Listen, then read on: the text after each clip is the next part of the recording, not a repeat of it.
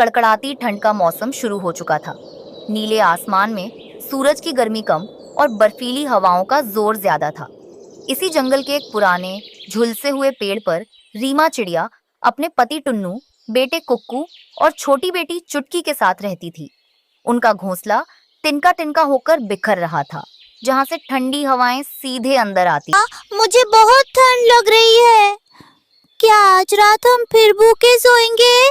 नहीं मेरी बच्ची, हिम्मत मत हारो। तुम्हारे पिता लकड़ी लेने गए हैं, सब ठीक हो जाएगा। टुन्नू लकड़ी लेकर आया और आग जलाई, लेकिन ठंड इतनी थी कि आग भी बेअसर लग रही थी। मेहनत और ठंड की मार से टुन्नू की तबीयत बिगड़ गई। उसे तेज बुखार ने जकड़ लिया। रीमा, मुझसे अब उठा नहीं जा रहा। बच्चों का ख्याल रखना। आप चिंता ना करें, आप आराम करें। अब घर की जिम्मेदारी मैं उठाऊंगी। रीमा मदद की उम्मीद लिए कालू कौवे के पास पहुंची, जिसके पास टुन्नू मजदूरी करता था। कालू कौवा बहुत ही घमंडी और कंजूस था। कालू भाई, टुन्नू बहुत बीमार है। मुझे कुछ पैसों की सख्त जरूरत है। मैं काम करके सब लौटा दूंगी। अरे ओ रीमा, यहाँ कोई खैरात नहीं बट रही। बीमार है तो घर बैठो, मुझे मुफ्त खोरों की जरूरत नहीं है। और क्या, शक्ल देखिए अपनी। जाओ यहाँ से, हमारे घर के सामने भीड़ मत लगाओ। रीमा की आंखों में आंसू थे। वह भारी मन से वापस लौट रही थी कि तभी एक सुनसान गुफा के पास से किसी के कराहने की आवाज आई। कौन है वहाँ? कोई मुसीबत में है क्या? रीमा ने गुफा के अंदर जाकर देखा कि एक बूढ़े साधु बाबा जमीन पर पड़े थे। उनके पैर पर एक जहरीले सांप ने काटा था और जहर शरीर में फैल रहा था। बेटी, पानी, बहुत दर्द हो रहा है। रीमा घबराई नहीं। वह तुरंत उड़कर जंगल की गहराई में गई और औषधीय जड़ी बूटियां ढूंढ लाई। उसने उन पत्तियों को पीसकर साधु के घाव पर लगाया। कुछ ही देर में जहर का असर कम होने लगा। तुम्हारी दया ने आज मेरे प्राण बचा लिए। तुम जैसी नेक चिड़िया को कभी दुखी नहीं रहना चाहिए। ये लो, ये अग्नि पाषाण है। ये जिसके पास होगा उसे कभी ठंड नहीं सताएगी। रीमा वह चमकता हुआ लाल पत्थर लेकर घर पहुंची। जैसे ही पत्थर घोंसले में रखा गया, पूरे घर का वातावरण बदल गया। अरे वाह माँ, यहाँ तो बिल्कुल भी ठंड नहीं लग रही। ऐसा लग रहा है जैसे घर में सूरज आ गया हो। ये साधु बाबा का आशीर्वाद है बेटा। अब हमें लकड़ियों की जरूरत नहीं पड़ेगी। जो भी पक्षी उस पेड़ के पास से गुजरता, उसे वहां से गर्माहट महसूस होती।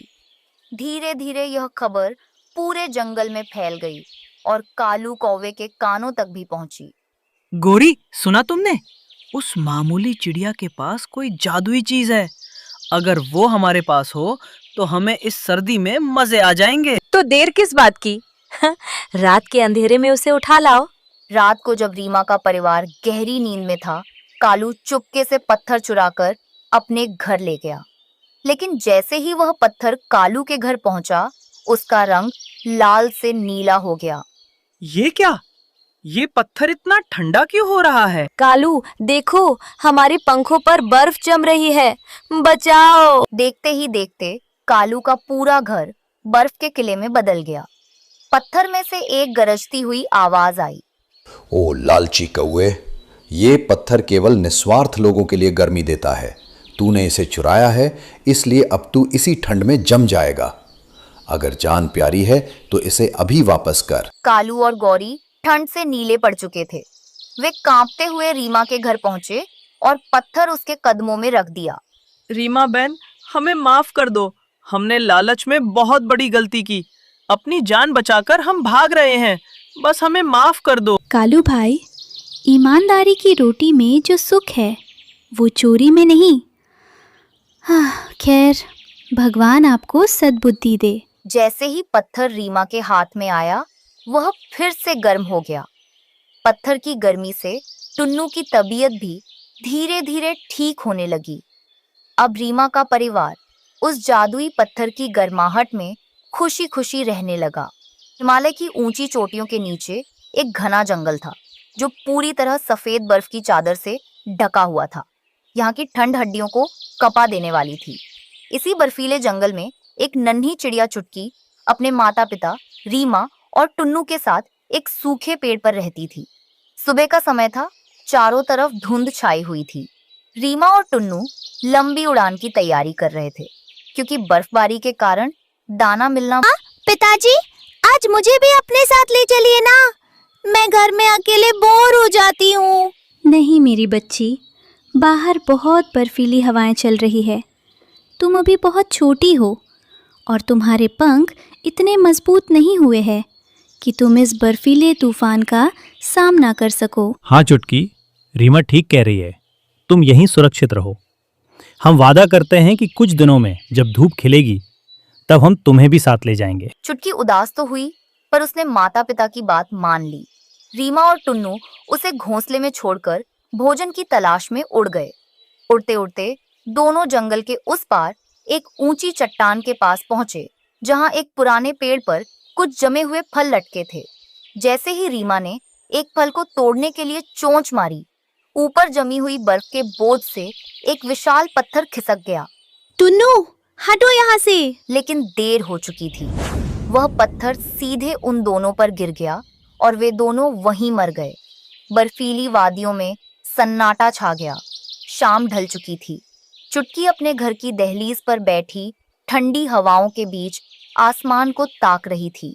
अंधेरा हो रहा है, माँ पापा अभी तक क्यों नहीं आए? शायद आज उन्हें बहुत सारा खाना मिल गया होगा। तभी दूर से उसे एक परछाई आती दिखी। चुटकी खुशी से झूम उठी। वो आ गए, वो आ गए। लेकिन पास आने पर पता चला कि वह उसके माता पिता नहीं बल्कि कबूतर था। उसकी आंखें नम थीं और वह बुरी तरह हाँफ रहा था। चुटकी बेटा, एक बहुत अनर्थ हो गया। मैंने रीमा और टुन्नू को पत्थर के नीचे दबते देखा है। वे अब कभी वापस नहीं आएंगे। यह सुनते ही चुटकी के पैरों तले जमीन खिसक गई। वह पूरी रात उस ठंडे घोंसले में अकेली रोती रही। बाहर गिरती बर्फ मानो उसके आंसुओं के साथ मिल गई थी। अगली सुबह सूरज की हल्की किरणें बर्फ पर पड़ी। भूख से चुटकी का बुरा हाल था। वह लड़खड़ाते हुए पास के एक मैदान में पहुंची जहां कुछ पक्षी दाना चुग रहे थे।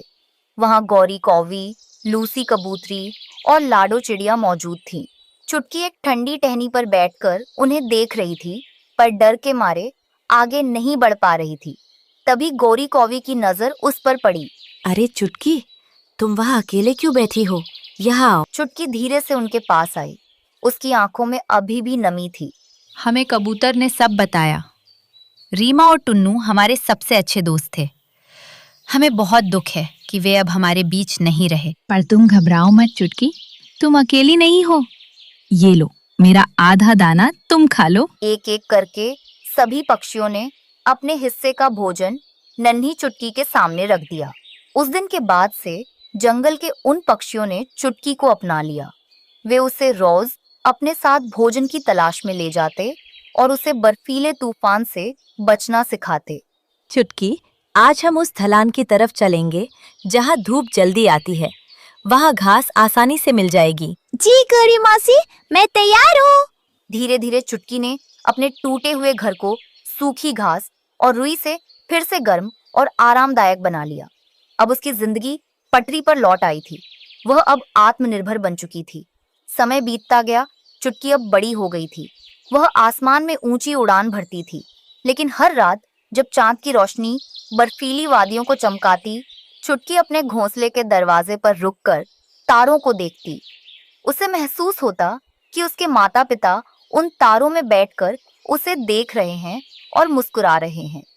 उसकी आंखों में एक आंसू जरूर आता, पर अब उसमें जीने का साहस और अपनों का साथ भी था।